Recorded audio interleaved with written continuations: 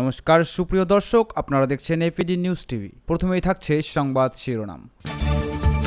কোন নৌকায় অনন্তকে নিয়ে ক্ষোভ দলেই? বিজেপির মহিলা কর্মীকে পুরুষরাও নির্যাতন করছে, কোচবিহার কাণ্ডে অগ্নির বিক্ষোভ, কটাক্ষ তৃণমূলের। কোচবিহারে নির্যাতিতাকে দেখে এসে সিবিআই তদন্তের দাবি অগ্নিমিত্রার, কটাক্ষ উদয়নের। সংখ্যালঘু নেত্রীকে নির্যাতন, বিধানসভায় ধর্নার ডাক বিজেপির। অবশেষে থাকছে মুখ্যমন্ত্রীর নির্দেশের পরেও রাজস্ব নিয়ে ধোঁয়াশা। সুপ্রিয় দর্শক, এতক্ষণ শুনছিলেন সংবাদ শিরোনাম, এখন হবে বিস্তারিত। তার আগে আপনারা কে কোন জেলা থেকে আমাদের ভিডিওটি দেখছেন আমাদের কমেন্ট করে অবশ্যই জানান। আর আমাদের চ্যানেলটিতে নতুন হয়ে থাকলে চ্যানেলটিকে সাবস্ক্রাইব করে পাশে থাকা বেল আইকনটি প্রেস করে দেন এরকমই নিত্য নতুন আপডেট সবার আগে পেতে। কোন নৌকায় অনন্তকে নিয়ে ক্ষোভ দলেই? নিজের অবস্থানে স্পষ্ট করুন। গ্রেটার কোচবিহার পিপলস অ্যাসোসিয়েশনের একটি শিবিরের নেতা তথা বিজেপির রাজ্যসভার সংসদ অনন্ত রায় জেলা বিজেপির অন্দর থেকেই উঠল এমন দাবি। সম্প্রতি মুখ্যমন্ত্রী মমতা বন্দ্যোপাধ্যায়ের সঙ্গে তিনি নিজের বাড়িতে বৈঠক করেছেন। তারপরেও আবার দিল্লিতে গিয়ে স্বরাষ্ট্রমন্ত্রী অমিত শাহ ও প্রধানমন্ত্রী নরেন্দ্র মোদীর সঙ্গেও দেখা করেছেন। এই ঘটনাক্রমের পরিপ্রেক্ষিতে কোচবিহার দক্ষিণ কেন্দ্রের বিজেপি বিধায়ক নিখিল রঞ্জন দে বলেছেন, উনি কোন নৌকায় পা রাখবেন তা আগে স্পষ্ট করুন। একই সঙ্গে দুটি নৌকায় পা দিয়ে চলা যায় না। উনি প্রধানমন্ত্রী ও স্বরাষ্ট্রমন্ত্রীর সঙ্গে দেখা করতেই পারেন, কিন্তু তার আগে নিজের অবস্থান স্পষ্ট করা প্রয়োজন। অনন্ত পাল্টা বলেন, আমি বিজেপির সংসদ, সবার সঙ্গেই আমার সম্পর্ক আছে। কোচবিহারে যারা এমন প্রশ্ন তোলেন তারা দলকে জেতাতে পারেননি, তাই গুরুত্ব দেওয়ার কিছু নেই। গত 19 জুন মুখ্যমন্ত্রী মমতা বন্দ্যোপাধ্যায় গিয়েছিলেন অনন্তের বাড়ি। তারপরেই চলতি সপ্তাহের দিল্লিতে গিয়ে স্বরাষ্ট্রমন্ত্রী অমিত শাহ ও প্রধানমন্ত্রী নরেন্দ্র মোদীর সঙ্গে দেখা করেন অনন্ত তথা নাগেন্দ্র রায়। বিজেপির কোচবিহার জেলা সভাপতি সুকুমার রায় বলেন, অনন্ত মহারাজ বিজেপির সংসদ, তিনি প্রধানমন্ত্রী ও স্বরাষ্ট্রমন্ত্রীর সঙ্গে দেখা করবে, তার মধ্যে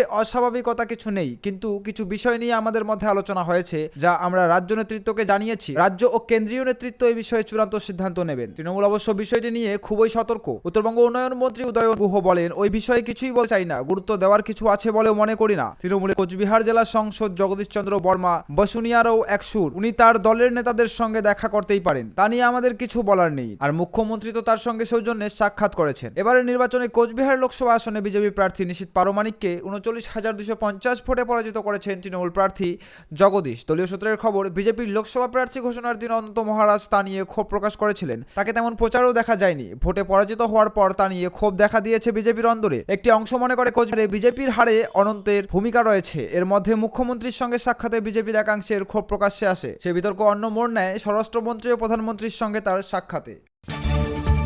বিজেপির মহিলা কর্মীকে পুরুষরাও নির্যাতন করছে, কোচবিহার কাণ্ডে অগ্নির বিক্ষোভ, কটাক্ষ তৃণমূলের। কোচবিহারের মাথাভাঙায় বিজেপির সংখ্যালঘু নেত্রীকে বিবস্ত্র করে মারধরের ঘটনায় এবার নতুন অভিযোগ করলেন বিজেপি বিধায়ক তথা ওই দলের মহিলা মোর্চার নেত্রী অগ্নিমিত্রা পাল। তার অভিযোগ, মহিলা কর্মীকে মারধর এবং হেনস্থায় শুধু মহিলারাই নন, জড়িত ছিলেন পুরুষরাও। সিবিআই তদন্তের দাবি করে তিনি শাসক দলের একহাত নিয়েছেন। অন্যদিকে তৃণমূল তাদের দাবিতে অটল। তাদের দাবি, একটি পারিবারিক ঘটনাকে রাজনীতির রং দিতে চাইছে বিজেপি। নির্যাতিতা নিজে বিজেপির সংখ্যালঘু মোর্চার জেলা কমিটির সদস্যা। অভিযোগ, মাথাভাঙার রুইডাঙ্গা এলাকায় তিনি মাঠে ছাগল চড়তে গিয়েছিলেন। সেই সময় তাকে গালিগালাজ করে মারধর করেন কয়েকজন মহিলা, এমনকি তাকে বিবস্ত্র করেও পাঠানো হয়। এ নিয়ে ঘোকসারডাঙ্গা থানায় লিখিত অভিযোগ দায়েরের পর 4 জনকে গ্রেপ্তার করেছে পুলিশ। এখনো পুলিশি তদন্ত চলছে। ওই ঘটনার পর শনিবার ওই নির্যাতিতা মহিলার সঙ্গে দেখা করতে কোচবিহারে আসে বিজেপির বিশেষ প্রতিনিধি দল। অগ্নিমিত্রার নেতৃত্বে তারা কোচবিহার পুলিশ লাইন চৌপতিতে গিয়ে পথ অবরোধ করে। বেশ কিছুক্ষণ পরে অতিরিক্ত পুলিশ সুপারের সঙ্গে ওই প্রতিনিধি দলকে দেখা যায়। তারপরে নির্যাতিতার সঙ্গে কথা বলেন অগ্নিমিত্রারা। তার সঙ্গে দেখা করার পর অগ্নিমিত্রা বলেন, নির্যাতনের সময় সেখানে যেমন মহিলারা ছিল তেমনি পুরুষরা ছিল। নির্বাচনের ফল ঘোষণার পর থেকে ওই পরিবারের উপর অত্যাচার চালাচ্ছিল তৃণমূল, কারণ ওই পরিবার বিজেপিকে সমর্থন করে। এখন নির্যাতনের ঘটনাকে পুলিশ পারিবারিক বিবাদের ঘটনা বলে চালানোর চেষ্টা করছে, কিন্তু এটা পারিবারিক ঘটনা নয়। তার সংযোজন, আমরা শুনেছি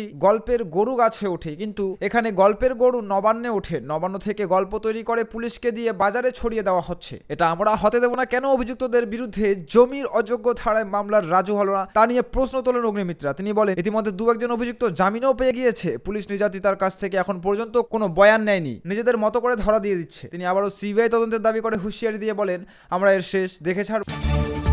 কোচবিহারের নির্যাতিতাকে দেখতে এসে সিবিআই তদন্তের দাবি অগ্নিমিত্রার, কটাক্ষ উদয়নের। কোচবিহার মাথাভাঙা 2 ব্লকে বিজেপির সংখ্যালঘু নেত্রীকে বিবস্ত্র করে মারধরের অভিযোগ উঠেছে তৃণমূলের বিরোধী নেত্রী।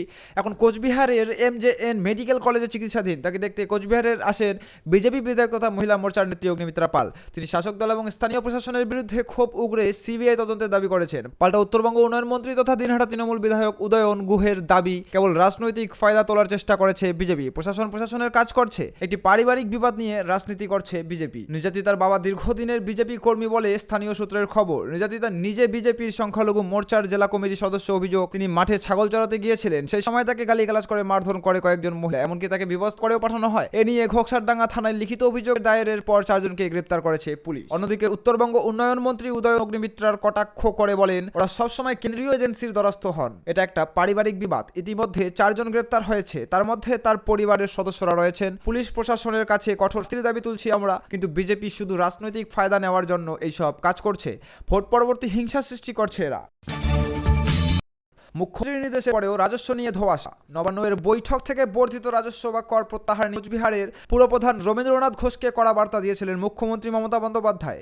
স্পষ্ট বলেছিলেন, সরকারের অনুমতি ছাড়া কোনো ট্যাক্স বাড়বে না। তারপরেও রাজস্ব কমাতে কোনো ব্যবস্থা নেওয়া হচ্ছে না বলে অভিযোগ তুলেছে কোচবিহার জেলা ব্যবসায়ী সমিতি। সমিতির দাবি, এক ধাক্কায় কয়েক গুণ বাড়িয়ে দেওয়া হয়েছে কর, তাতে ব্যবসায়ীরা বিপাকে পড়ছেন। কোচবিহার জেলা ব্যবসায়ী সমিতির সম্পাদক সুরজ ঘোষের অভিযোগ, ব্যবসায়ীদের যে হারে কর বাড়ানো হয়েছে তাতে সবাই অসুবিধায় পড়েছে। মুখ্যমন্ত্রীর বক্তব্যের পরে আমরা আশাবাদী, কিন্তু নতুন করে এখনও কিছু জানানো হয়নি।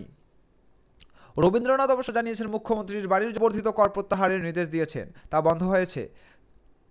আর ব্যবসায়ীদের কোনো কর বৃদ্ধি হয়নি। যারা পুরসভার জায়গায় ব্যবসা করেন তাদের ভাড়া বাড়ানো হয়েছে। তিনি বলেন, মুখ্যমন্ত্রী মমতা বন্দ্যোপাধ্যায় রাজস্ব বৃদ্ধি প্রত্যাহার করতে বলেছেন, তার নির্দেশ মতো তা বন্ধ রাখা হয়েছে, কিন্তু পৌরসভার যে স্টল রয়েছে সেগুলির ভাড়া কিছুটা বাড়ানো হয়েছে। তা ব্যবসায়ীদের সঙ্গে আলোচনা করেই হয়েছে।